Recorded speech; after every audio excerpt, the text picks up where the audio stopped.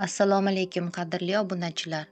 Bugun biz sizlar bilan miyaning rivojlanishida qanday qilib mayda motorika ijobiy ta'sir qilish haqida suhbatlashamiz. Mayda motorika deganda asosan bola qo'li, barmog'i va bilak mushaklarini ishga solib, mayda amallarni bajarish tushuniladi.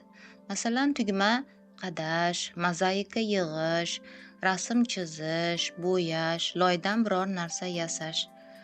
Bu narsa miyaning bo'shlog'ini, harakat va hissiy sohalarni faollashtiradi. Ayniqsa old miya qism rivojlanishi fikrlash, rejalashtirish va muammoni hal qilish ko'nikmalarini kuchaytiradi. Bundan tashqari ilmiy tadqiqotlar shuni ko'rsatadiki, qo'lning mayda harakatlari uchun javobgar bo'lgan miyadagi zonalar nutq bilan bog'liq zonalarga judayam yaqin joylashgan. Shuningdek, barmoqlar bilan bajarilgan nozik harakatlar bolaning so'z boyligi, talaffuzi va gapirish tezligining rivojlanishiga yordam beradi. Mayda motorikadagi mashqlar yoki amallar barmoqlarni ishga solish, harakatni nazorat qilish, e'tiborni, xotirani va mantiqiy fikrlash qobiliyatini kuchaytirishga olib keladi. Bundan tashqari, mayda motorikasini kichik yoshdan rivojlantirgan bolalar qalamni to'g'ri ushlaydi, chizg'ichlarda chiza oladi, harflarni chiroyli yoza oladi va tezroq o'rgana oladi. Bu esa maktabga tayyorgarlik darajasini oshiradi. Bundan tashqari, mayda motorika bolada sabr, bardoshlikni, e'tiborni, aniqlikni mustahkamlashga yordam beradi.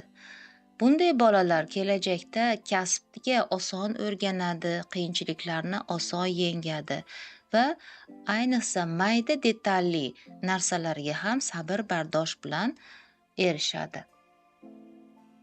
Mayda motorikani rivojlantiruvchi mashqlar asosan mana shu oiladan o'rgatishimiz kerak bo'ladi.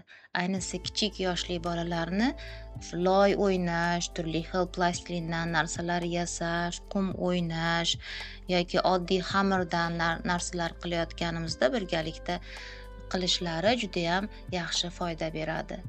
Maktabgacha yoki maktab yoshidagi bolalarga rasm chizish, mayda mozaikalar terish, pazllar terish yoki bo'lmasam munchoqlarni ipga o'tkazish, tugma qadash, bunday narsalar juda ham foydali hisoblanadi.